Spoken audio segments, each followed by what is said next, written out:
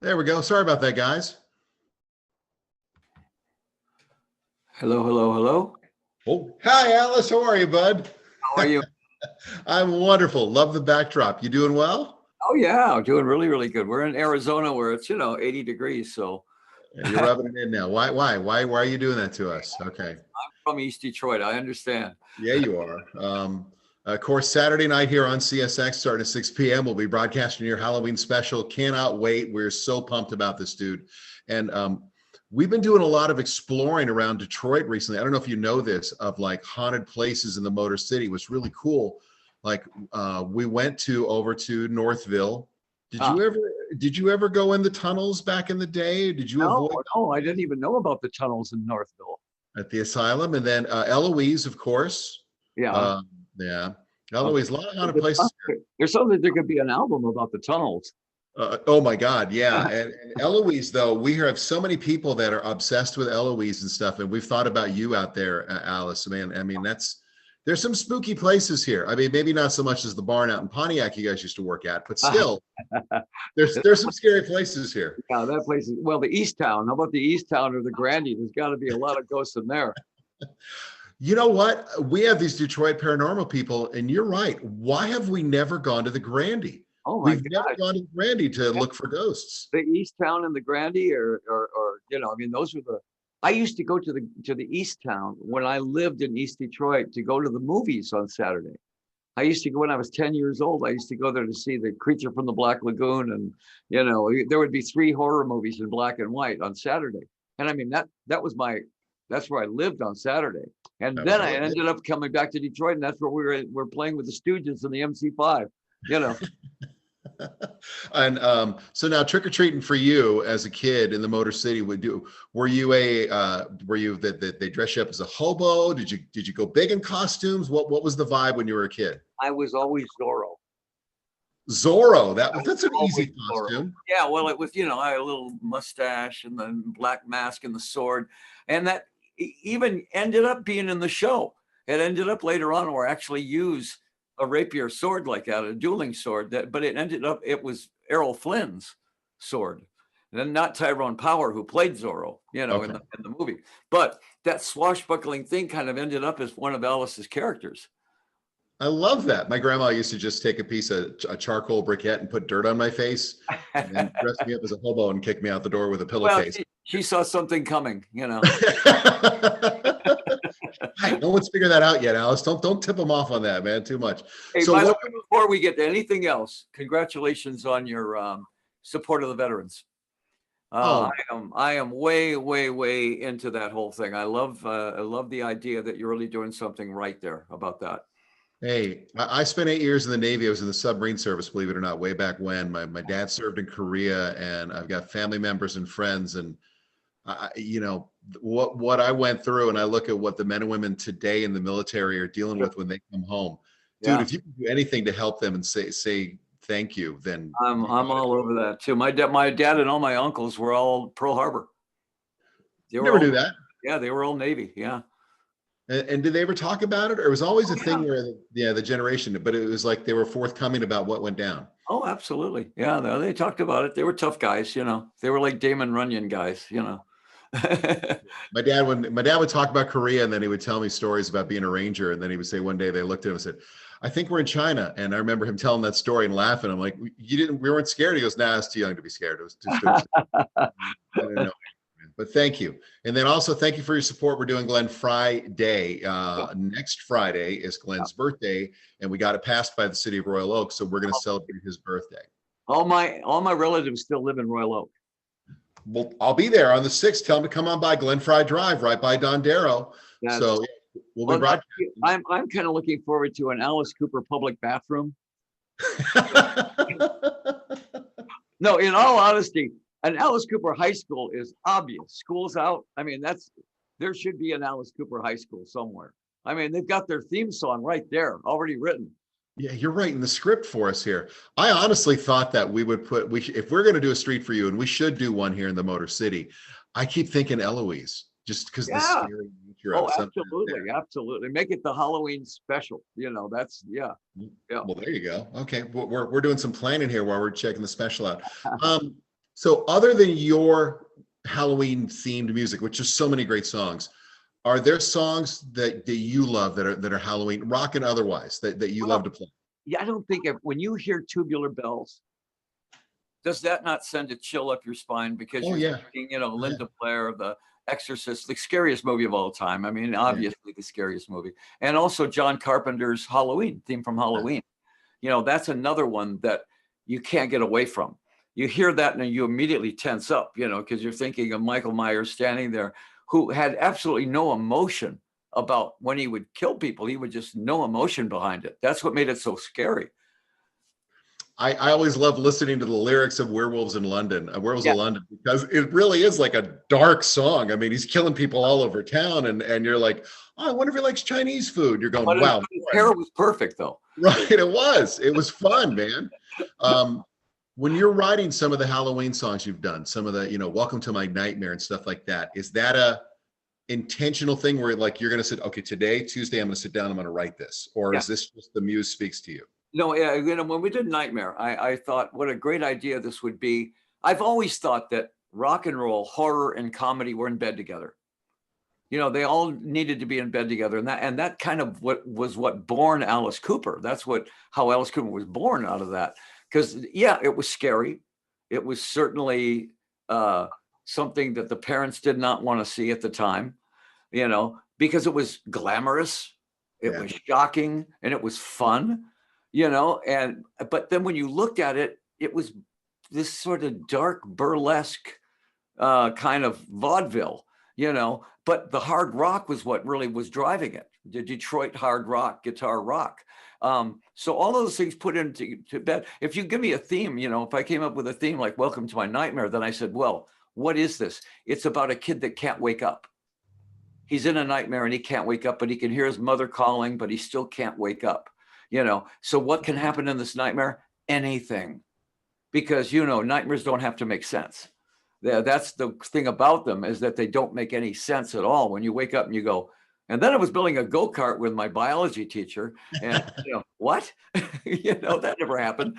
But when I do, if I'm going to write something intentional, like we wrote for uh, Friday the 13th, Part 6, and I said, well, Man Behind the Mask, you know, what about the man behind the mask? What about Jason Voorhees, the character behind the mask? That was actually scarier than what was in front of the mask. What was behind the mask was what was really terrifying. And or you know, any song that was intentionally written to be scary. I Love the Dead. I kind of said I want to write an Edgar Allan Poe piece, something that's poetic and yet just terrifying at the same time. You know, so I mean, yeah, those are very intentional pieces. I've always wondered, like, I would love to hear the backstory of Boris the Spider. Oh yeah, right? Because it's just such a strange little. I mean, Entwistle was that. You know, Entwistle was this sort of dark character that he never talked and anything. But you know, if you ask Pete Townsend who the craziest guy in the band was, he didn't say Keith Moon. He said John Entwistle. Moose, really? Yes. I never knew that. Really? Yeah, it is so much fun. Halloween, especially here in the Motor City, as you well know. And again, the Halloween special you can broadcast. And I'll be sitting in the garage handing out candy from 6 feet away. We'll put the table out there. I'll be throwing the kids the candy. Hey, you know what? Let me tell you something. When we were kids, and I think you were probably the same thing. We lived, you know, in the suburbs in East Detroit by Eastland Shopping Center on Lincoln Drive by Kelly. And every street was a different nationality. One street was Italian, one street was Irish, one street was Jewish, you know, the whole thing. And the idea was to get as much candy as possible. Right, it wasn't about scaring anybody. It was all about how much candy can you accumulate in a grocery bag.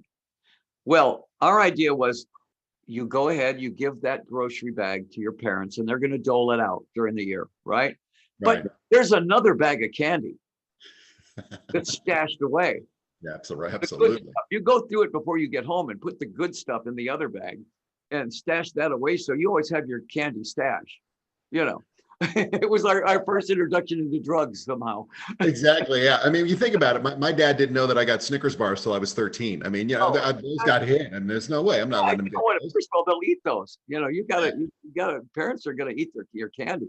but under the umbrella of I'm looking out for you. That one doesn't. That looks kind Yeah, of. I wouldn't eat that one if I were you. Too sophisticated for you. So what are you handing out for Halloween this year? Well, for one thing, I've got 4 grandkids now. And this is the first time I've ever been home for Halloween for my grandkids. I've got twin boys, Falcon and Riot, are 6 years old. So how much fun is that going to be for me to be able to go out on Halloween with my grandsons? You know, the other ones are a little bit too small, but these two are going to be fun to hang with. You know, I don't know what they're going as yet. They won't tell me, but believe me, I'll be out on the street with them. Are you gonna go? Are you just gonna be Grandpa Alice Cooper? You gonna put the gear on? What are you gonna do? But one year I went as Michael Myers, the full thing. You know, Okay. the mask, the William Shatner mask, and what would happen was the kids would run up to the door, and I would stand there on the sidewalk, right, staring at the house, and then the kids would run away, and I would just stand there at the house, staring at the house. And then other kids would come up and the parents would look out and that guy's still standing there and they would go away. And then, but I'd stand there for 20 minutes. And in my pocket, I had a little tape recorder of dun dun dun dun dun dun dun dun dun dun dun dun dun dun dun, you know, the theme. And pretty soon they were like calling the police going, you know, it's really outside the house. Crazy guy in front of my house. What is he doing? And then they take the mask off and it's Alice Cooper. It's even scarier. Well, this year it'd be even scarier if you dressed up as one of the Tiger King characters. That would be. Well, yeah, that's it. In fact, one of the great moments I think coming up tomorrow night is Ghost Adventures are going to be at Tiger King's, you know, tiger thing out there. The you know, his farm or whatever they called it. Right, you know, yeah, the zoo, the zoo. What a great combination! You know, the Ghost Adventures and the tiger thing combined. So. That's either going to be very funny or really scary. It'll be another Geraldo's Vault kind of thing, right? Yeah. It could go either way. Thanks. We know that one. Maybe they'll find her husband. Okay. Or again, some tiger with a toothpick going, yeah, I know him. Oh, yeah. I know a little bit of him. What was Carol Baskin's husband like? He's all right. He's okay. You're better on the left side. Yeah. So, as many songs as you've done and you love Halloween, and again I keep coming back to we're going to broadcast your Halloween special. We're pumped about it at CSX. Sure. For you, is there a movie that just still freaks you out? For me, it was Motel Hell. Do you remember that one where they buried him in the back? Absolutely. And it was magic that with that damn dummy of his and Anthony Hopkins. Those are 2 movies that I don't want to watch again. I don't like talking about them. They freaked the shit out of me when I was growing up. I've got 2 good ones for you. Okay. First one is Suspiria. Dario Argento's Suspiria, not the remake, the original Suspiria, about 1970 something. I don't know what it was. If you get the original one, it's really creepy, really creepy. The number 1 is Salem's Lot. James Mason, David Soul. If there's about 6 or 7 scenes in this movie, Toby Hooper directed it, of course, written by, you know, Stephen King. Yeah. But probably the best Stephen King movie because it was truly frightening. When you finally do see Mr. Barlow, who is the vampire, he comes up on the screen and I tell you, it takes your breath away. Literally takes your breath away. It's the most terrifying character you'll ever see in your life. So Salem's Lot is my favorite horror movie. Okay. Now, last question for you. And again, thanks for all the time today. And we're looking forward to Saturday night. We'll all be listening. I have a theory that growing up, there was one house in every neighborhood that freaked somebody out that you wouldn't go to on Halloween, and you created stories about. We had one where we were convinced they were a biker gang. They had killed 6 people. It was just a guy with a broken hip who didn't come to the door one year. Right. Did you have something like that here in Detroit? Yeah, it happened to be our house. Oh, no. Yeah, it happened to be. We had this old gray house that stood in 2 stories, kind of like Victorian kind of looking house. And the person that lived there, the old lady, died in the attic. And we didn't know that till later on, but it was the house everybody kind of took 2 steps to the left when they passed it. And we moved in there not knowing anything about this. And my sister and I used to have nightmares about this all the time, that we'd go into the attic and you would see her hand like you know, in one of the drawers or something like that. So it was our house, and the house was painted gray, and it Oh, was, yeah, we actually lived in that house. did she ever communicate with you? Did you ever have a sense of maybe there's something going on there? No, but there is a great story though. Joe Perry and I were writing songs for this movie, and we went to this house in Copeg, New York, that belonged to Shep Gordon, my manager. That if you were going to find a house to do a horror movie, and it would be this house. And all day I would put something down, I'd walk away, and it was gone.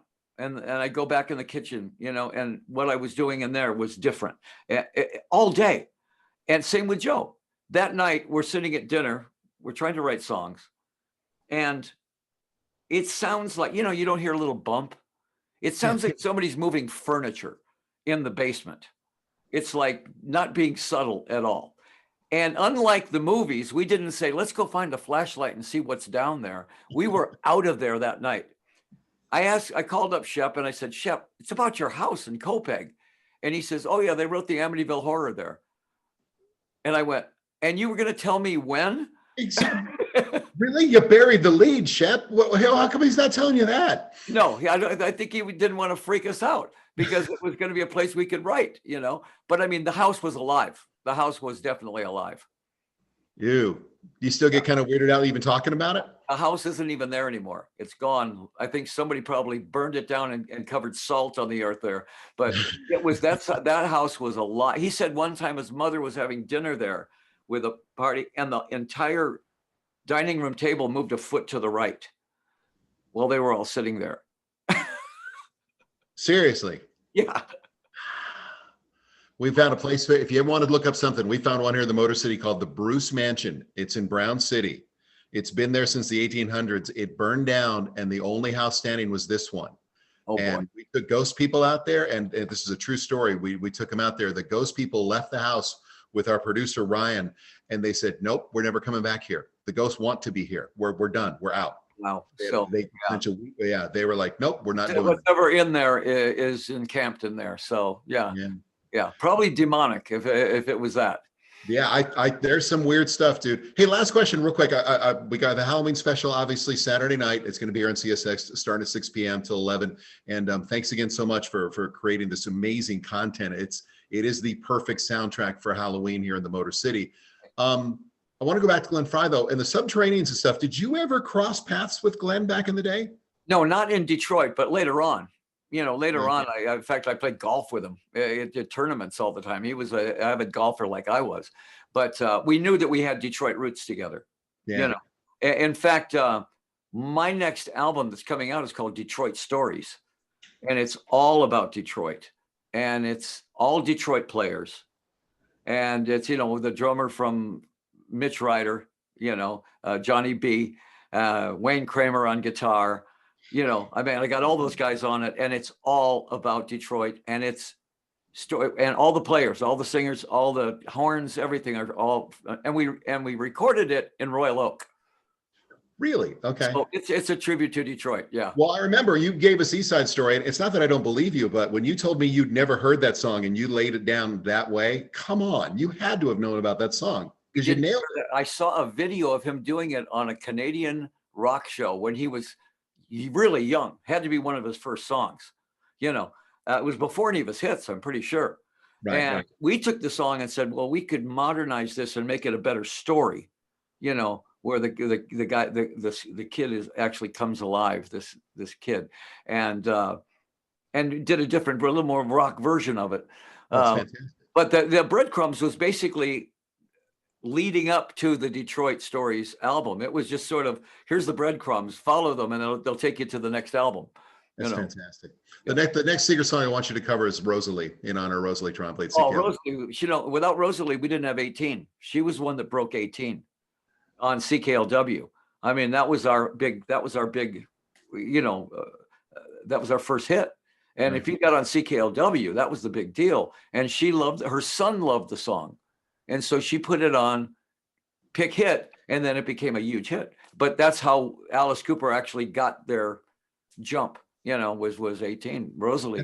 That's fantastic. That one of the most underappreciated and amazing people in the history of rock music is Oh Rosa. yeah, she was an amazing lady. And the other one is Get Out of Denver. I think Get Out of Denver. I'd like to see him do that in one breath. That's impossible.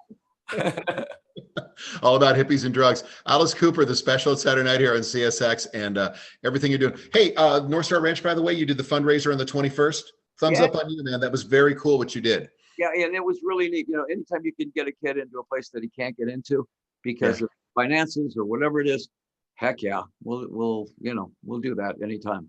And we're going to make our road trip down to Winslow. I promise. We'll do it in the spring, and we'll come calling. Okay. You got to bring a flatbed truck though, and look for that girl.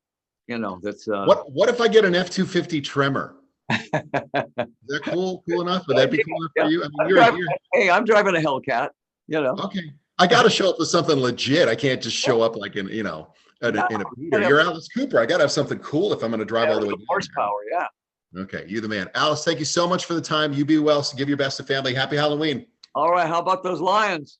Hey, man. 2 in a row. How about that? We're going to the Super Bowl. 3. Thank you, sir. Okay. Bye-bye.